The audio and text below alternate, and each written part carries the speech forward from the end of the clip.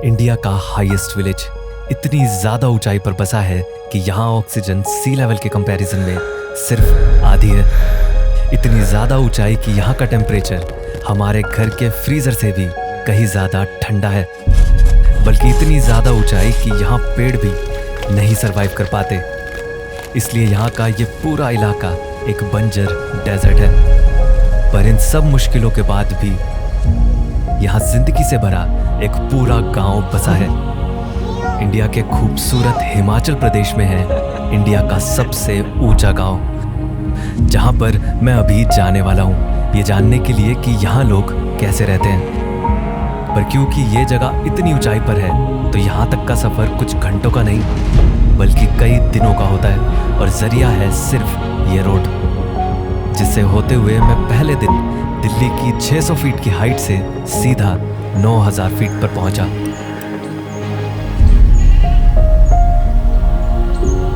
तो अभी मैं हाईएस्ट विलेज जाने के ऑलमोस्ट आधे रास्ते में आ गया हूँ और यहीं से ही मतलब इसी हाइट से आपको ऑक्सीजन की कमी होनी शुरू हो जाती है। तो यहाँ पर जब मैंने टेस्ट किया तो मेरा ऑक्सीजन लेवल आया 92। मेरा ऑक्सीजन लेवल अभी से ही लो कैटेगरी में आ गया है, लेकिन यहाँ से अब ऑक्सीजन और कम होती रहेगी और साथ ही साथ टेम्परेचर भी। बल्कि और ऊंचाई पर जाते जाते लैंडस्केप भी बदलने लगता है और पेड़ भी कम होने लगते हैं। फिर कुछ ही देर में शुरू होती है एक अनोखी जगह, स्पीति वैली।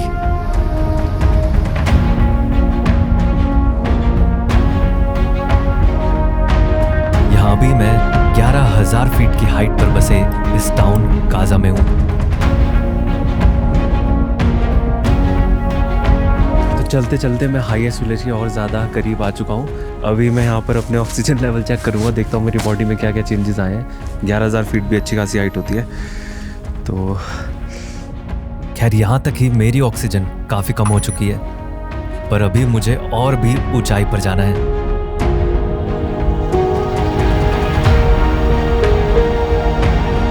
पर इन खूबसूरत पहाड़ों में थोड़ा और सफ़र करके आखिरकार मैं पहुँच ही गया 15,000 फीट से भी ज़्यादा ऊंचाई पर बसे इंडिया के हाईएस्ट विलेज तक, जिसका नाम है कॉमिक।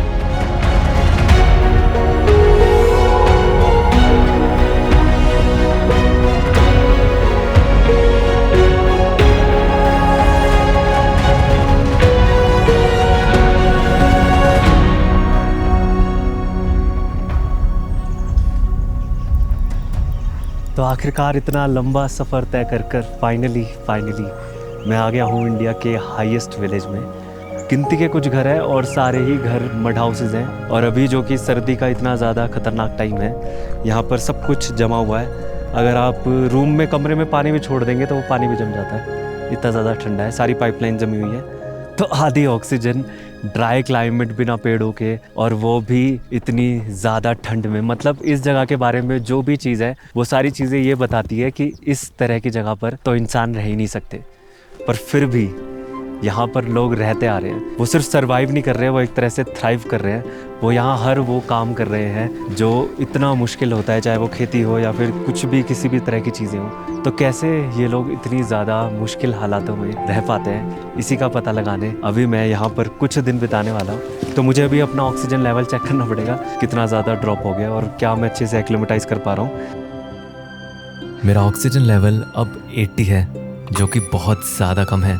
इतना कम कि प्लेन एरिया में इस लेवल पर वेंटिलेटर पर पहुंच सकते हैं। पर क्योंकि अभी मैं इतने ऑल्टीट्यूड पर हूं तो ये एक तरह से नॉर्मल लेवल्स हैं, अगर कोई सिम्टम नहीं हो रहे तो।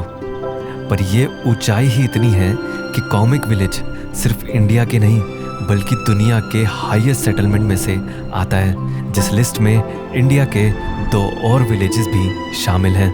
और जो वर्ल्ड की हाईएस्ट सेटलमेंट है वो है पेरू का ला रिंकोनाडा, जो 16,000 फीट पर है। पर इतनी ऊंची जगहों को भी कुछ लोगों ने अपना घर चुना है। जिनकी जिंदगी को करीब से जानने के लिए मैं यहीं रहने वाली एक फैमिली के साथ रुकने वाला हूँ, इस खूबसूरत से मड हाउस में। यहाँ के ये सारे ही घर एक जैसे दिखते हैं, पर यह कोई इत्तेफाक नहीं है, बल्कि इनके ऐसे होने की खास वजहें हैं। यहाँ पर आप सारे ही घरों में वाइट का ये पेंट देखेंगे। तो ये वाइट पेंट का भी खास वजह ये है क्योंकि ये कोल्ड डेजर्ट है और यहाँ पर हाइट भी बहुत ज़्यादा है, तो आप सन के और ज़्यादा करीब हो गए हैं, तो यहाँ पर बहुत तेज़ सनलाइट होती है। तो उस सनलाइट को ये रिफ्लेक्ट कर सके दीवारें, इसलिए पूरे घर को वाइट पेंट करा जाता है। तो आपको इस गांव के चारों तरफ बहुत सारी मिट्टी तो दिख रही होगी, तो ऑब्वियसली यहाँ पे मिट्टी की तो कोई कमी नहीं है। तो इसलिए ये पूरे घर को मिट्टी से बनाते हैं, यहीं की मिट्टी से बनाते हैं। जो हमारे यहाँ जनरली 9 इंच की दीवारें बनती हैं, यहाँ बनती है उसकी डबल से भी ज़्यादा, ऑलमोस्ट 2 फीट की दीवारें, इतनी मोटी मोटी दीवारें यहाँ बनती हैं। तो उससे बहुत अच्छी इंसुलेशन होती है और अंदर गर्मी बनी रहती है। और क्योंकि इतनी ऊंचाई पर हवा भी तेज चलती है, तो यहाँ विंडोज़ को भी छोटा बनाया जाता है और जहाँ से धूप आती है उन विंडोज़ को बड़ा रखा जाता है। पर इस घर में सबसे अनोखा तो यहाँ का ये टॉयलेट है। अब क्योंकि यहाँ पर ठंड इतनी पड़ती है कि पाइपलाइन सारी जम जाती है और जो टॉयलेट का ड्रेन होता है, ड्रेन पाइप भी जम जाता है, तो इसलिए इन्हें ये ड्राई टॉयलेट यूज़ करना पड़ता है, जिसमें एक कमरे के अंदर एक छेद होता है जिसके अंदर आप अपना काम करेंगे और फिर वो नीचे एक गड्ढे में, एक तरह से पिट है नीचे, उसमें जमा होता रहता है। और जब भी आप इसको टॉयलेट को यूज़ करेंगे उसके बाद आपको यहाँ साइड में पड़ी हुई जो चीज़ दिख रही है, ये एक्चुअल में खाद है। तो इस खाद को आप इसमें डालेंगे और वो आपका वेस्ट वो भी खाद में कन्वर्ट हो जाएगा धीरे धीरे टाइम के साथ। फिर इसी खाद को ये खेतों में भी यूज़ करते हैं। तो एक तरह से कहें तो यहाँ पर वेस्ट भी वेस्ट नहीं जाता है। और क्योंकि मैं भी इसी मड हाउस में रह रहा हूँ तो मुझे भी यही टॉयलेट यूज़ करना पड़ रहा है। तो फिर इफ़ यू अलाउ मी तो चलो, टॉयलेट ड्राई हो सकता है, पर जीने के लिए पानी की तो ज़रूरत है ही, तो वो कहाँ से आएगा? और जहाँ आसपास सब जमा हुआ है वहाँ पानी कैसे बचेगा? खैर, किस्मत से इस गांव में एक धारा है जिसमें ग्लेशियर से पानी आता है, और क्योंकि वो ज़मीन के नीचे से आता है तो जमता भी नहीं। पर उस पानी के लिए घर से कुछ दूर चलकर उसके पास तक जाना पड़ता है, 20 से 30 लीटर के कैंस के साथ। कितना लीटर है भैया ये वाला? ये 35 लीटर। 35 लीटर।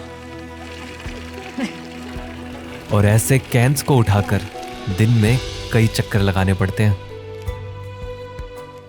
थोड़ा बहुत भी अगर यहाँ पर चल फिर रहे हैं ना तो सांसें तो बहुत जल्दी जल्दी चढ़ जाती हैं, ये तो है। और ये लोग तो अच्छे से एक्लिमेटाइज है, ये ऐसे करके जुप जुप जुप जुप करके चढ़ जाती है ये आंटी सब। पता नहीं ये लोग क्या खाते हैं जो इतनी ऊंचाई पर भी इतनी आराम से चढ़ जाते हैं। तो चलो देखते हैं यहाँ सरवाइव करने के लिए खाने में क्या खास है। पनीर है, याक का पनीर है क्या? क्या करनी है? अच्छा, गाय का पनीर। ऐसे कैसे बन जाता है ये सुखा के? कैसे? स्मेल तो वैसा है थोड़ा गाय जैसे। देखने में तो अच्छा लग रहा है। खाने में कैसे लगी पता नहीं। तो ये जो आप देख रहे हैं ये है चिरुल। इसमें बहुत सारी चीज़ें मिक्स करी जाती है। एक तो ये बारले हो गया, बारले से बना हुआ सत्तू है, गाय का पनीर हो गया और ये गाय का ही घी है, फिर ये शक्कर, ये सब मिलाकर बनता है ये पेस्ट जिसको कहते हैं चिरुल। और ये एक्चुअल में बहुत ज़्यादा ताकतवर होता है और इसी को खाकर ही ये लोग फिर खेती वेती के लिए या फिर बाकी काम में जाते हैं सुबह। तो टेस्ट करके देखते हैं कैसा है।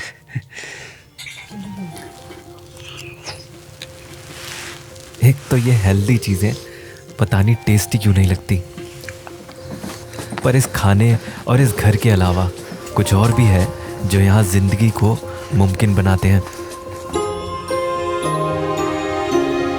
यहाँ के ये जानवर जिसमें याक, गाय और गधे शामिल हैं, और हर एक जानवर का इन लोगों की जिंदगी में एक अहम हिस्सा है। गाय और याक से दूध और बाकी सारी दूध से बनी चीजें आती हैं, और गधे यहाँ ऊंचाई पर सामान ढोने के काम आते हैं। यहाँ तक कि इनका गोबर भी इन लोगों के लिए बहुत ज़रूरी है। तो अभी गाय वगैरह ने जितना भी गोबर किया हुआ था वो सब भैया ने उठाया है और यहाँ पर एक जगह पर इतना सारा गोबर इकट्ठा किया है। अब आपको देखने में ये गोबर लगेगा बट इनके लिए एक्चुअल में फ्यूल है। क्योंकि इसी गोबर को धूप में सुखाने के बाद ये बुखारी जलाने में यूज़ करते हैं, जिस पर खाना बनता है और इसी से ही घर गर्म भी रहता है, क्योंकि यहाँ जलाने के लिए ना ही पेड़ है और ना ही उनकी लकड़ियाँ। और रात होने से पहले इन जानवरों को भी घर के अंदर ही रखा जाता है, क्योंकि यहाँ की सर्द रातें झेलना इनके लिए भी मुश्किल है। अब जब इतने बड़े जानवरों के लिए भी ठंड झेलना मुश्किल है, तो मैं यहाँ कैसे रात गुजारूंगा? अभी आपको मेरे पीछे बड़ा खूबसूरत सा सनसेट दिख रहा होगा। बहुत ही सुंदर हो जाता है ये पूरा का पूरा विलेज सनसेट के टाइम पे।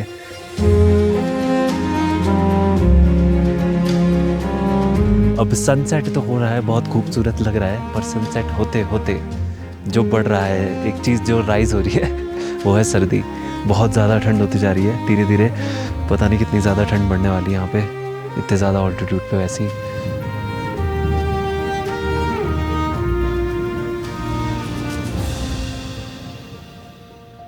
तो आज रात में यही इसी रूम में सोने वाला हूँ।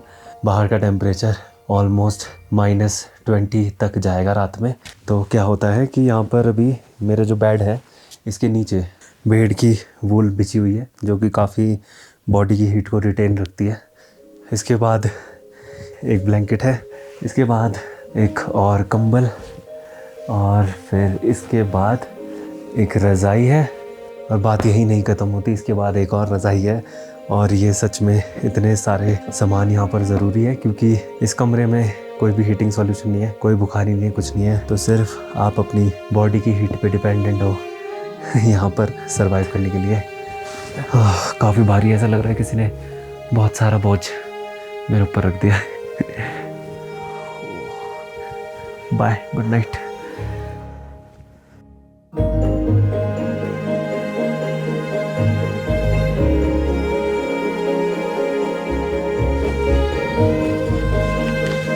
तो रात में यहाँ पर कितना ठंडा टेम्परेचर गया था ये मुझे ज़्यादा बोल के बताने की ज़रूरत नहीं है। जब मैं रात को सो रहा था यहाँ पर और सांस ले रहा था, तो सांस की जो भाप निकलती वो सारी विंडो पे पूरी तरह से जम चुकी है। वो भी बाहर से नहीं अंदर से। ये देखो बर्फ़। तो कितना ज़्यादा ठंडा टेम्परेचर यहाँ पर है, पूरी बर्फ़ जम गई है एकदम। खैर ये ठंड मुझे अंदर नहीं रोक सकती, ये पता लगाने से कि इंडिया का ये हाईएस्ट विलेज आखिर बना कैसे। क्योंकि यहाँ से बस 10 किलोमीटर दूर एक जगह है जो इसके बनने की कहानी छुपाई बैठी है।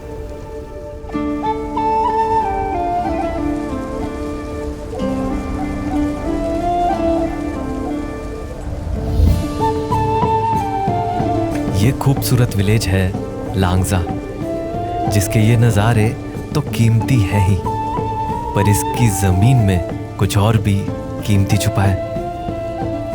क्योंकि इस ज़मीन में मिलते हैं कुछ ऐसे पत्थर जो समंदर में रहने वाले जानवरों से मिलता जुलता है।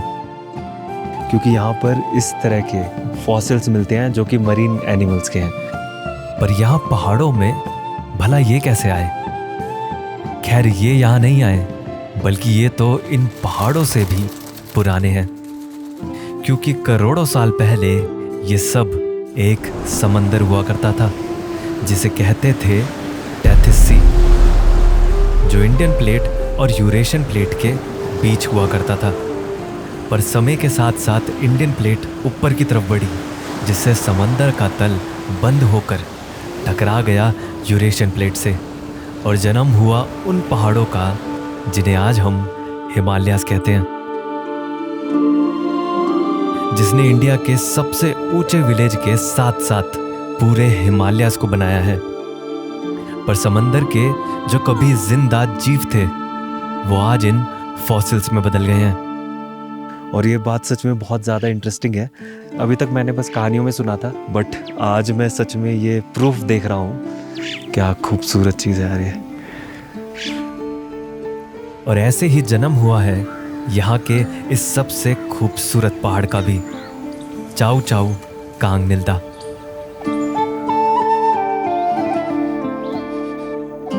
20,000 फीट से ज़्यादा इसकी हाइट है और ये पहाड़ देख के आपको सच में बहुत ही ज़्यादा खूबसूरत और ख़ास लगेगा। और ये है भी, यहाँ के लोगों के लिए ये सिर्फ पहाड़ नहीं है बल्कि इसको पूजा जाता है।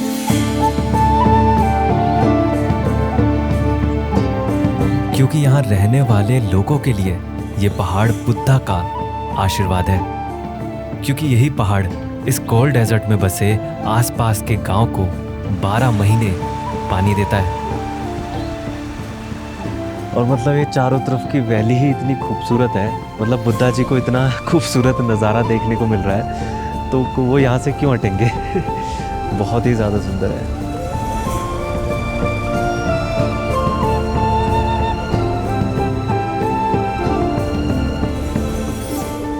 कभी आपने सोचा है कि वीडियो में हमें कैसे अलग अलग इमोशंस फील होते हैं, कभी पीसफुल, कभी एक्साइटमेंट, तो कभी सैड, पर ये सब पॉसिबल कैसे होता है? म्यूज़िक से।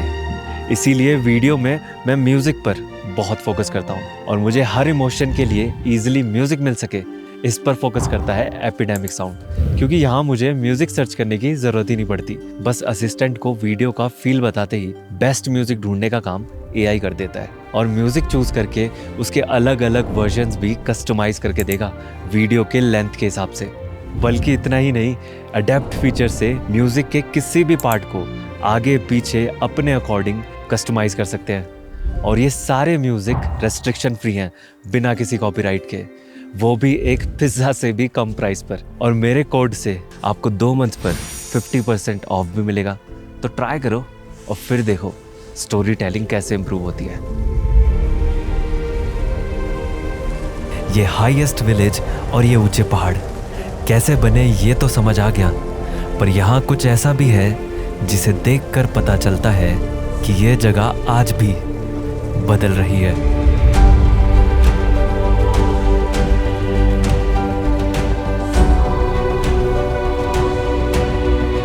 ओ भाई, ये क्या जगह है यार। मैं इसे मूनलैंड कहूँ, मार्सलैंड कहूँ, क्या कहूँ, मुझे कुछ समझ नहीं आ रहा, क्योंकि ये तो अर्थ पर है ना। ये कैसे पॉसिबल हो सकता है यार। जब मैं इन पे चलता हुआ आपको दिखूंगा तो आपको इसके स्केल का आइडिया लगेगा कि एक्चुअल में कितने ज़्यादा ऊंचे ऊंचे रॉक के फॉर्मेशंस हैं, जिन्हें देखकर पास जाने में भी डर लग रहा है। ऐसा लग रहा है कि अभी गिर जाएंगे ये। और सच में कुछ कुछ धीरे धीरे करके पत्थर नीचे भी गिर रहे हैं। ये है नीडल रॉक फॉर्मेशन। जब पानी और हवा साथ मिलकर इन पहाड़ों को कुछ ऐसे दिलचस्प शेप में बदल देते हैं तो ऐसे फॉर्मेशंस बनते हैं जो एक तरह से धीरे धीरे इन पहाड़ों की मिट्टी का टूटना या इरोजन है। कहीं कहीं तो आपको ऐसे मशरूम का स्ट्रक्चर बना हुआ दिखेगा यार। मतलब ये कैसे हो सकता है। कमाल है यार, नेचर का सच में कमाल है। जब नेचर आर्ट बनाने जाती है ना तो फिर कुछ ऐसे मास्टरपीस निकलते हैं। पर जहाँ पहाड़ भी इस क्लाइमेट और ऊंचाई पर टूटते जा रहे हैं, वहाँ इंडिया के सबसे ऊंचे गांव में रहने वाले ये लोग कैसे सदियों से जी रहे हैं। ये राज छुपा है इन लोगों की बॉडी में। क्योंकि ये लोग सिर्फ इस जगह से एक्लिमेटाइज नहीं हैं, बल्कि पीढ़ी दर पीढ़ी इतने सालों में इनकी बॉडी कुछ अलग तरह से इवॉल्व हुई है, जो हम लोगों से कहीं ज़्यादा बेहतर है। तो इनकी बॉडी में जो चेंज आता है वो आता है कि इनकी बॉडी में हाई रेड ब्लड सेल्स होते हैं, इनका हीमोग्लोबिन ज़्यादा होता है, इसलिए इनके ज़्यादा ऑक्सीजन कैरी कर पाते हैं ब्लड। दूसरी खास बात यह है कि इनकी जो लंग की कैपेसिटी है वो हम लोगों से बहुत ज़्यादा होती है। तो जब भी ये सांसें लेते हैं तो वो सांस ज़्यादा गहरी होती है। हम लोगों से हम इतनी गहरी ले नहीं सकते क्योंकि इनकी जेनेटिकली लंग्स ज़्यादा गहरी कैपेसिटी की हो चुकी हैं। पर मैंने इनके इस फिजियोलॉजिकल चेंज का प्रूफ देखने के लिए इनके भी ऑक्सीजन लेवल्स चेक किए, लेकिन इन सब के लेवल्स मुझसे भी 9% कम आए। पर इनके कम लेवल्स ही इनकी बॉडी की ज़्यादा एफिशिएंसी को दिखाते हैं, क्योंकि इन्हें इतनी ऑक्सीजन की ज़रूरत ही नहीं है जितना मेरी बॉडी को है। और इस इवोल्यूशन की वजह से ये सिर्फ अब ह्यूमन नहीं रहे हैं, ये सुपर ह्यूमन्स बन चुके हैं जो यहाँ पर इतने ज़्यादा हाई ऑल्टीट्यूड पे सालों से रह रहे हैं। पर खास सिर्फ इनकी ही बॉडी नहीं है, बल्कि हमारी बॉडी भी कुछ हद तक इस ऑल्टीट्यूड में ढल सकती है। तो हमारी बॉडी क्या करती है, जब ऑक्सीजन लेवल ड्रॉप होते हैं तो ऑक्सीजन तो वो बढ़ा नहीं सकती बाहर से, वो सांस लेने की स्पीड बढ़ा देती है। और ब्रीदिंग रेट फास्ट होने से क्या होगा, आपकी हार्ट बीट फास्ट हो जाएगी। आपकी हार्ट बीट फास्ट होने से क्या होगा, आपका जो खून है वो बार बार बॉडी में फ्रिक्वेंटली घूमेगा, फिर बार बार किडनीज़ को भी बहुत ज़्यादा मेहनत करनी पड़ती है और उसे बार बार यूरिन निकालना पड़ता है। तो ये भी एक तरह से अच्छा साइन है कि आपकी बॉडी उससे एडजस्ट कर रही है। अब आपका क्या काम है, आपको अपनी बॉडी में फ्रिक्वेंट यूरिनेशन की वजह से पानी का जो लॉस है उसको मेंटेन करना है। तो इसलिए आपको पानी बहुत ज़्यादा पीना है और हो सके तो अगर आप ORS भी डाल लेंगे उस पानी में तो बहुत ज़्यादा बढ़िया हो जाएगा। और दूसरी बात यह है, जब भी आपको 10 से 12,000 फीट या उससे ऊंचे ऑल्टीट्यूड पर जाना हो तो उस ट्रैवल को 2 से 3 दिनों में डिवाइड कर सकते हैं, जिससे आपकी बॉडी को एक्लिमेटाइज होने का सही टाइम मिल सके। बस आपको इतना करना है, बाकी आपकी बॉडी संभाल लेगी, उसे पता है क्या करना है। खैर कमाल की बात तो यह है कि यहाँ हाईएस्ट विलेज कॉमिक के पास ही वर्ल्ड का हाईएस्ट पोस्ट ऑफिस भी है, जो है इस खूबसूरत विलेज हिक्किम में। इस पोस्ट ऑफिस के नाम है Guinness book of world record का टाइटल भी वर्ल्ड का हाईएस्ट पोस्ट ऑफिस होने का। कितनी बढ़िया बात है ना कि वर्ल्ड का हाईएस्ट पोस्ट ऑफिस अपने इंडिया में यार, तो लेटर पोस्ट करना तो बनता है ना। और ऐसा इसलिए क्योंकि इंडिया पोस्ट वर्ल्ड का सबसे ज़्यादा बड़ा पोस्टल नेटवर्क है, जिसने इस रिमोट एरिया तक को यहाँ मोबाइल नेटवर्क के आने से भी पहले दुनिया से जोड़ा हुआ है। इसलिए इस पोस्ट ऑफिस को गांव में आज 40 साल से भी ज़्यादा हो गए हैं।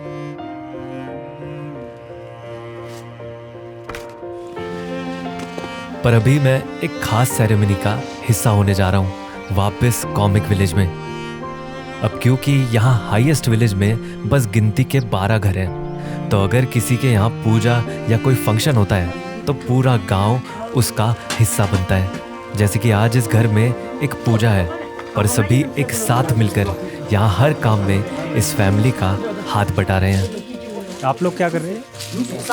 प्रसाद बना रहे हैं। हाँ प्रसाद है, प्रसाद। अच्छा प्रसाद बना रहे हैं। अच्छा ये बनाना शेक है? बनाना शेक देसी स्टाइल में। कैसे देसी कैसे? बनाना और दूध ही है इसमें ना? बनाना है, दूध है, अच्छा थोड़ा सत्तू है। सत्तू भी अच्छा। अब देसी बनाना शेक को तो कैसे ही मना कर सकते हैं, ये बनाना शेक जो कि बहुत टेस्टी था। बढ़िया। और घर के बाहर कुछ लोग बर्तन धोने में हाथ बटा रहे थे। पर सवाल तो ये है कि इतने ठंडे ग्लेशियर के पानी से बर्तन कैसे धो रहे हैं। खैर ये कमाल है इसका। तो यहाँ का इंस्टेंट गीज़र है एक तरह से। इन्होंने इसमें क्या किया हुआ है, यहाँ पे एक फनल सा लगाया हुआ है जिसमें पाइप से ठंडा पानी डाल रहे हैं, तो तुरंत बहुत तेज़ गर्म पानी निकल रहा है, क्योंकि इसके अंदर लगातार लकड़ियाँ जल रही हैं। एक तंदूर की तरह सिस्टम है जिसको बोलते हैं हम। पर एक चीज़ जिसने मुझे सबसे ज़्यादा इंस्पायर किया वो थी इन लोगों की एकता। सबने मिलकर बनाया ना? तो सारे गांव वाले इनवाइटेड होते हैं और सब गांव वाले साथ मिलकर ही खाना बनाते हैं और फिर ऑब्वियसली सब साथ मिलकर खाते हैं। बट सबसे ज़्यादा कमाल की बात यह है कि वो बस ये सब करके घर वापस नहीं चले जाते, बल्कि सब एक साथ मिलकर बर्तन तक धोते हैं और सफाई कर फिर जाते हैं अपने अपने घर। तो फिर अब आपने बर्तन धो लिए, अब आप सफाई करके फिर अपने अपने घर जाओगे? इसको हाँ क्लीन करके फिर घर जाओगे? अच्छा अच्छा। किसी एक घर पर वो सारे काम का बोझ नहीं छोड़ते। मतलब कितनी ज़्यादा बड़ी बात है यार ये, कितनी किस लेवल की यहाँ पर यूनिटी है। आपको शहरों में कहीं नहीं मिलेगा ये सब देखने को। और जैसे मैंने कहा इन लोगों की एकता ने मुझे सच में इंस्पायर किया। तो यहाँ से वापस लौटने से पहले मैं स्पीति वैली के रास्ते में आने वाले इस गांव कल्पा में रुका, एक खास वजह से। तो जब लास्ट टाइम मैं कल्पा आया था, जो मैंने लास्ट वीडियो बनाई है कल्पा की, तो उसमें मैं घर के अंदर गया था। जिस घर के अंदर गया था तो वहाँ पे एक आंटी थी जिन्होंने मुझे एक हिमाचली टोपी ऐसे ही गिफ्ट कर दी थी। और फिर मैंने उनको बोला था कि जब भी मैं दोबारा आऊँगा मैं उनके लिए कुछ गिफ्ट लेके आऊँगा। तो फिर आज मैं कुछ लेके आया हूँ, मतलब पता नहीं शायद वो मिलेंगे नहीं मिलेंगे या फिर क्या होगा। अभी तक मैं उनके घर नहीं गया और 3 साल हो गए हैं इस बात को, और पहचानेंगे नहीं पहचानेंगे मुझे, तो देखता हूँ, जाता हूँ उनके घर पे, अब देखते क्या होता है। आ